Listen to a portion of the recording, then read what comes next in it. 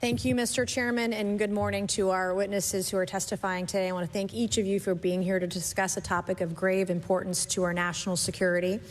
Earlier this year, a Chinese spy balloon was shot down off the coast of my home state of South Carolina. Since the Roswell incident in 1947, many Americans have wondered about the dangers of unknown objects crisscrossing our skies. Whether these are UAPs or weather phenomena, advanced technology from American allied or enemy forces, or something more out of this world. So my first question, I have several questions, and if we can just be quick on these first two, I'm going to ask each of you the same question, and then I'll get to each of you individually. The first one, when you reported your experiences with a UAP, did any of you face any repercussions with your superiors, yes or no? No. No. I've actually never seen anything personally, believe it or not. So. All right. And then do you believe there's an active disinformation campaign within our government to deny existence of UAPs, yes or no? As previously stated publicly, yes. I think previously with like Project Blue Book, yes, but currently I don't speak for the United States government. Okay, thank you. I have a few questions for Mr. Graves. What percentage of UAP sightings, in your belief, go unreported by our pilots? This is an approximation based off of my personal experience speaking with a number of pilots, but I would estimate we're somewhere near 5% reporting, perhaps. So like 95% basically don't report seeing UAPs? That's just my personal estimate. In the incident off Virginia Beach, do you believe the Navy took the danger to your aircraft seriously after it was reported? Absolutely. A few questions for Mr. Favor. As an expert naval aviator, have you ever seen an object that looked and moved like the Tic Tac UAP? No. Did the Tic Tac UAP move in such a way that defied the laws of physics? The way we understand them, yes.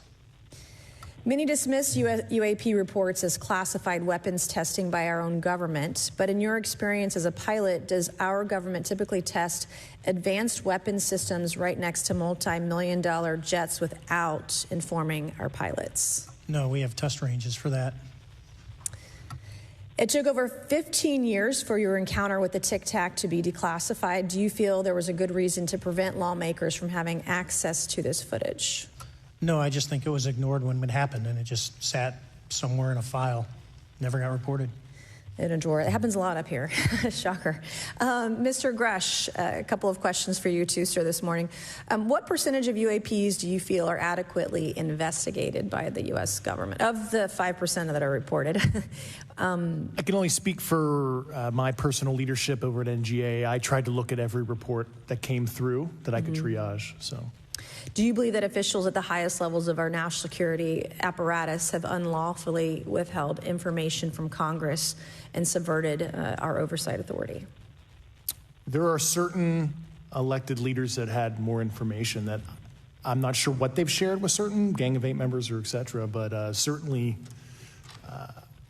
I would not be surprised. Okay. You've stated that the government is in possession of potentially non-human spacecraft. Based on your experience and extensive conversations with experts, do you believe our government has made contact with intelligent extraterrestrials? Something I can't discuss in public setting.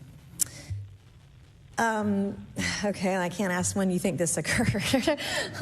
If you believe we have crashed craft, stated earlier, do we have the bodies of the pilots who piloted this craft? As I've stated publicly already in my News Nation interview, biologics came with some of these recoveries, yeah.